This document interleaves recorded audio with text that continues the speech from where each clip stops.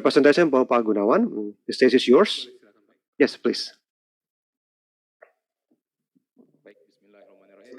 Peace be upon you all. Selamat siang, salam sejahtera bagi kita semua. Perkenalkan, nama saya Munawar Furqon. Saat ini sekarang General Manager Pusat Pengatur Beban Jawa Madura Bali. Sebelumnya saya di unit induk pembangkitan dan penyaluran Sulawesi. Jadi yang akan kami presentasikan di sini adalah sistem Sulawesi. Baik, next. Ini gambaran bagaimana PLN punya pengalaman dalam melakukan forecasting VRI, karena VRI baru ada di Sulawesi saat ini. Next, silakan Mbak. Next, ini overview VRI. Kami di Sulawesi punya beberapa VRI power plant. Satu di Likupang di Sulawesi Utara, kemudian 15 MW, kemudian di Isimu 10 MW, kemudian di Sumalata, kalau nggak salah di Sulawesi Selatan, Sumalata ini. Kemudian di Sidrap ada wind power plant, ya, kapasiti 77 MW, kemudian di Tolo wind power plant 66 MW. Next. Ini gambarannya PLTB Sidrap, ya, 70 MW kontraknya plus minus 10% jadi 77. Buatan Gamesa. Next. Kemudian ini di Jeneponto, Tolo, PLTB Tolo, terpasang 72 MW, kemudian kapasitinya 60 MW. Next. Kemudian ini di Likupang, di Sulawesi Utara, daya terpasang 15 MW AC. Ya. Next lagi. Kemudian juga ini di Isimu, di Gorontalo, ya. Kapasiti 10 MW AC. Next. Kemudian ini di Sumalata di 2 MW peak, ini di sekitar Sulawesi Selatan. Next. Ini gambarannya wind power plant di Sulawesi Selatan, ya.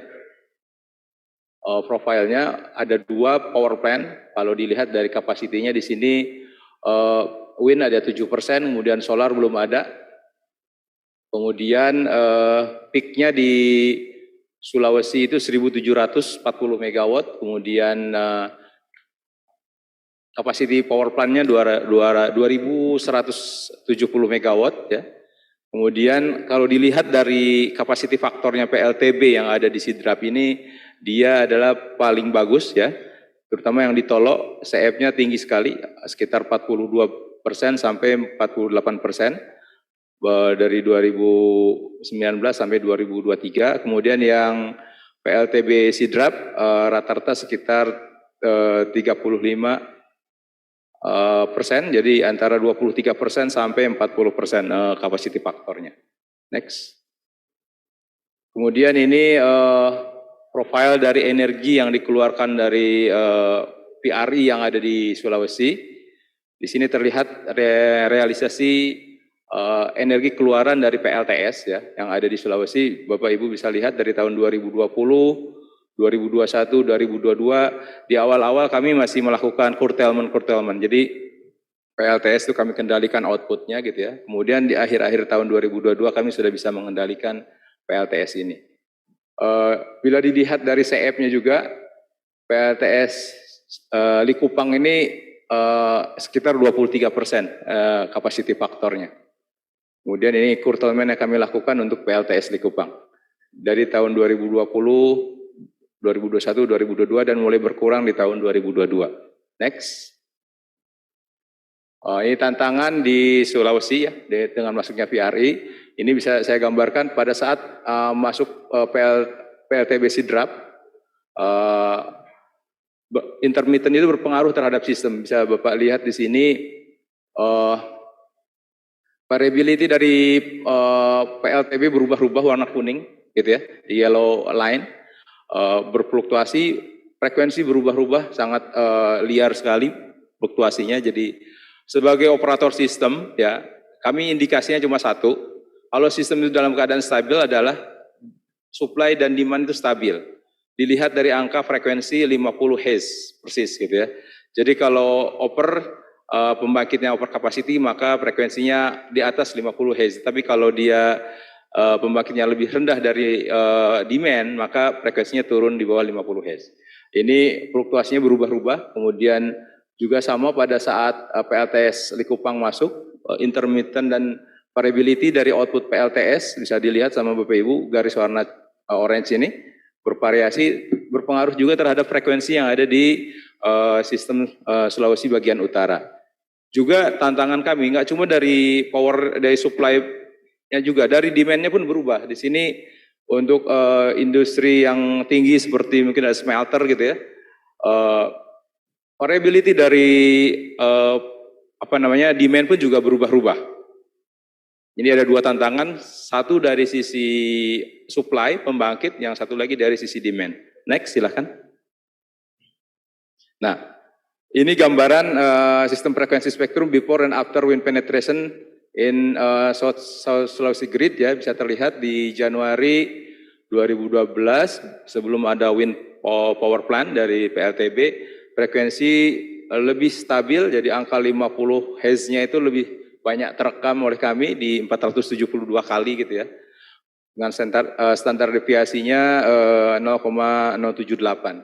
Kemudian pada saat April COD PLTB Sidrap, maka frekuensi bervariasinya terlalu besar, standar deviasinya meningkat ya, bergerak ke arah dari 50 Hz sampai terendah itu 49,6, kemudian 50,4 gitu ya. Dan setelah itu masuk lagi PLTB Tolo gitu ya, variability-nya semakin berdampak terhadap sistem. Standar deviasinya meningkat, frekuensi 50 Hz lebih sering, lebih tidak sering dibandingkan sebelumnya. Next. Apa yang kami lakukan untuk mengatasi hal ini, beberapa strategi yang kita lakukan dalam mengendalikan intermitensi dari VRI. Pertama, kami bersama Dirjen Gatrik dan Kementerian ESDM merevisi grid code untuk bisa kita terapkan kepada semua grid user, dari mulai pembangkit, kemudian distribusi, transmisi, dan operasi sistem. Selanjutnya kami juga melakukan forecasting dan load curtailment ya, karena forecasting ini penting sekali dalam mengatur kestabilan sistem. Kemudian juga ini usulan-usulan bagaimana kita bisa mengendalikan variability intermitensi dari VR ini dengan cara memasang baterai energi storage, tapi saat ini belum terpasang di sistem di Indonesia. Kemudian ini perkuatan yang kami lakukan untuk meningkatkan inersia dan respon sistem. Pertama, kami melakukan aktivasi free governor di pembangkit-pembangkit yang ada di Sulawesi Utara dan Sulawesi bagian selatan, gitu ya. Kemudian kami mengaktifkan automatic generation controller, ada juga load follower enhancement di 2 hydropower plant, PLTA Poso ya, dan PLTA Malaya. Kemudian juga kami mengatur tuning speed drop dan deadband di governor di pembangkit-pembangkit yang ada di Sulawesi Utara dan Sulawesi bagian selatan. Kemudian kami juga melakukan tuning time impulse LFC, pengaturan frekuensi. LFC singkatan dari load frequency control. Kemudian juga kami menyiapkan 50% minimum reserve margin datang dari unit pembangkit terbesar di mana kapasitinya datang dari fast response power plant. Next. Nah, ini kami tidak sendiri dalam melakukan forecasting, ada third party forecaster. Boleh sebentar ke judulnya. Dan satu lagi kami melakukan inovasi seperti ya rekan kami dari Australia tadi juga melakukan ada forecast 5 menit dan 1 jam gitu ya. Kami juga melakukan inovasi sendiri, namanya kami sebut Spectre ya di Sulawesi. Next silahkan.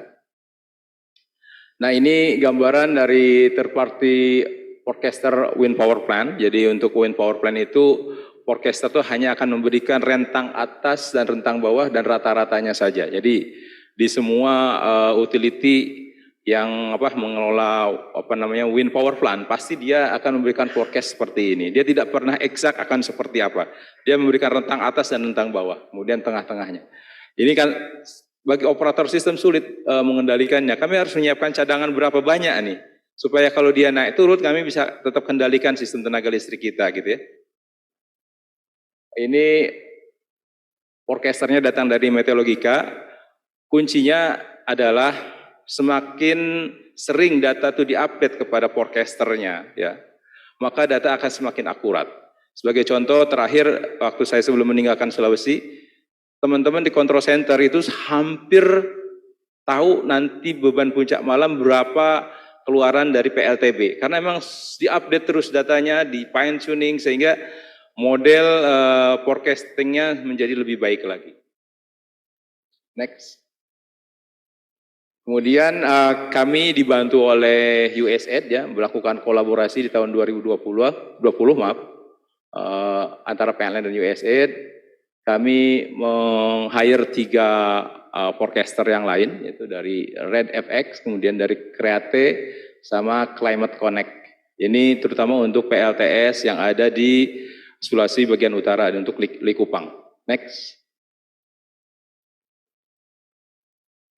Dari evaluasi kami, tidak semua forecaster itu juga akurat. Jadi ada beberapa model yang berbeda, karena masing-masing forecaster pasti akan berbeda pendekatannya mereka dalam melakukan forecast.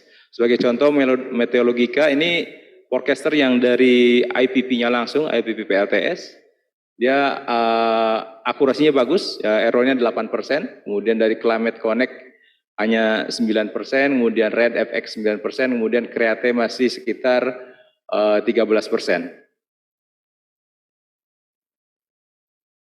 Next. Kemudian ini tidak puas buat kami karena kami harus melihat variability dari keluaran output PLTS. Akhirnya kami melakukan inovasi, ya, ada beberapa hal yang menjadi background. Intermitensi dari PLTS yang kami juga harus bisa kendalikan. Kemudian belum optimalnya juga keluaran dari forecast-nya dari third party, kemudian juga sangat tergantung terhadap cuaca, ya. Kemudian juga di pembangkit juga ramping rate dari pembangkit itu berbeda-beda. Jadi kami harus selalu menyiapkan cadangan putar yang cukup untuk bisa mengendalikan PLTS ini. Kemudian dari diskusi ini kita keluar satu inovasi namanya Spectre, ya. Kemudian ini metodologi yang kami lakukan dari knowledge sharing, ya, dengan teman-teman USAID, kemudian melakukan research and testing, kami membuat sistem development, ya, kemudian juga melakukan evaluasi, kemudian juga finish, ya. Tentu tujuannya mau meningkatkan akurasi forecasting, ya, meningkatkan reliability dan cost optimization. Artinya kami bisa mengendalikan cadangan putar yang ada di sistem harusnya berapa. Karena cadangan putar pas respon dari sistem itu yang fleksibel itu kita harus siapkan dari pembangkit berbahan bakar mahal, saat ini menggunakan LNG dan sebagian menggunakan PLTA. Jadi teman-teman membuat Spectre itu the creation and testing of short-term predictive calculation for renewable energy using the random forest regression method and comparison with contracted vendor REDFX and USAID third-party forecaster implement in North Sulawesi system. Next. Ini beberapa metodologi yang kami lakukan.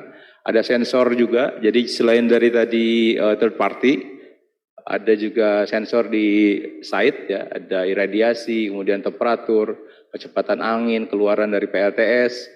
Data dari PLTS kita bawa ke SCADA kita, kemudian master SCADA, kemudian juga kami ada third party forecaster, kemudian di blend di dalam aplikasi Spectre ini mengeluarkan informasi seperti ini, ya, dipakai untuk dispatcher, manajemen, dan evaluator untuk memastikan bahwa sistem yang ada di Sulawesi, terutama Sulawesi bagian utara, dengan masuknya PLTS ini masih stabil. Next. Ini gambaran mengenai Spectre, bisa dilihat sama Bapak Ibu semua. Kita bisa melihat sistem frekuensi saat ini berapa, gitu ya. Kemudian ini dihitung berdasarkan hitungan di kami, berapa kurangnya pembangkit, ya, dari PLTS saat ini. Kemudian kami bisa memforecast seperti apa ke depan gitu ya. Di sini grafik display actual predictive spectral and third party data even in 5 minutes. Bapak Ibu bisa lihat di sini. Yang grafik warna yang parabola seperti ini adalah keluaran dari forecaster. Gitu ya. Kemudian yang warna biru itu adalah realisasi sesungguhnya. Tetapi rekan-rekan kami di Sulawesi bagian utara membuat mendevelop sistem ini bisa memforecast yang warna orange ini hampir mendekati sekali dengan realisasinya gitu ya. Tapi ini forecastnya 5 menit ke depan gitu ya. Di sini terlihat bahwa forecast kami MAP-nya sekitar 14%, kemudian sementara yang dari third party tadi yang grafik seperti ini 30%. Saya rasa mungkin ini yang terakhir, next. Oh iya, maaf. Jadi untuk Sulawesi bagaimana hasilnya dengan tadi kita menerapkan strategi untuk mengendalikan sistem terhadap VRI, serta juga melakukan forecasting. Bisa dilihat dari sini, di awal-awal PP penetration seperti ini, kemudian kita ada pembangkit waktu itu ada LMPPP ya, vessel power plant ya di sekitar Amurang di Sulawesi Utara. Kami atur speed drop-nya, angka frekuensi menjadi lebih baik karena di Sulawesi Utara spreading frekuensinya masih terlalu luas pada saat PP masuk ke sistem Sulawesi bagian utara. Kemudian kami atur drop mode di pembangkit, selanjutnya kami juga atur drop mode di pembangkit yang lain, ada di PLTA Malea, kemudian PLTG Maleo di Tanggari gitu ya, maaf. Di activation drop di Maleo gas power plant, kemudian di AGC di Tanggari hydro power plant, serta di Sulut 3 ini adalah coal power plant. Kemudian di sini kami juga aktivasi AGC di MDT, frekuensi semakin lebih baik ya di angka 13%, angka 50 Hz tersentuh.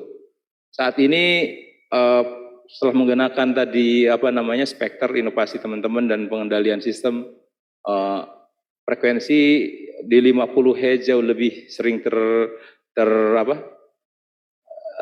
terkena di angka 50 Hz ya. Di angka 16,7%. Jadi spreadnya menjadi lebih kecil, ya deviasi menjadi lebih kecil. Next, rasa ini yang terakhir. Terima kasih dari kami. Assalamualaikum warahmatullahi wabarakatuh. Waalaikumsalam. Terima kasih Pak.